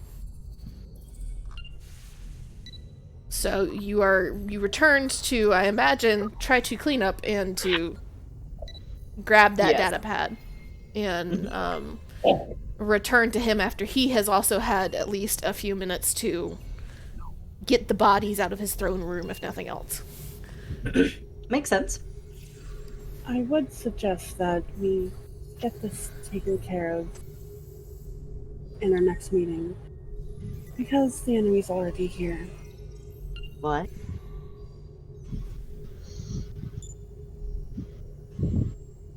If he just holding an ice pack to her cheek. What do you mean? They're taking up the other port. They have it pretty locked down. Oh, son of a bitch. All right. So, if we're gonna make a deal, we need to do it quickly. We'll do. Let me just. I'll do some emergency laundry on her dress. Toss it in the laundry. And I don't know. I don't have an idea on what he has planned, but I feel like the Hutt was scheming something. That's part and parcel of dealing with Hutts, ain't it? Always scheming. I'll take your word for it. Let's see if we can get back out there quick as can be. At least now, if we have to make a quick escape, we can. I'd like to get this deal taken care of, but my priority is making sure you're okay. Well, that just warms my heart to hear. At least somebody around here ain't slapping me. You know I'm doing it because she cares. And I'm sorry if I raised my voice to you, Paris. I didn't mean to. No, it's fine. It's fine. Piper has just been plotting to slap Iffy for like I've been 5 forever. sessions now. Yep.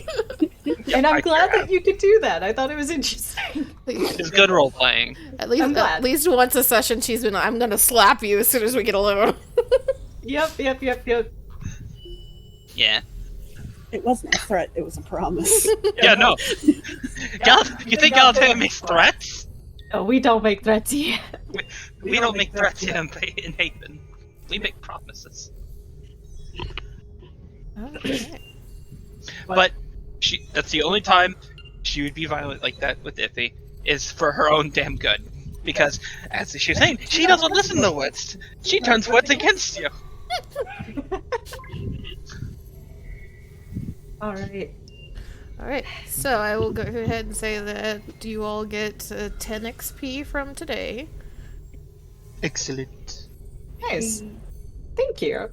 And we will end it here. We'll pick up on the ship next time with Iffy getting cleaned up, her clothes getting emergency laundered. Marcy, I imagine, running an extra couple of scans on the ship just to make sure everything is good. Now that everybody is aware that the Sith are here to some extent. At least representatives of them are. And shit has hit the fan and is hitting the fan in other ways. Let's just say 10 or 15 experience. 10. 10. If he opens her closet, it's nothing but white dresses and just cuts and shapes. She needs to expand her closet to at least one darker color that can handle being on Yeah. weird places. Agreed.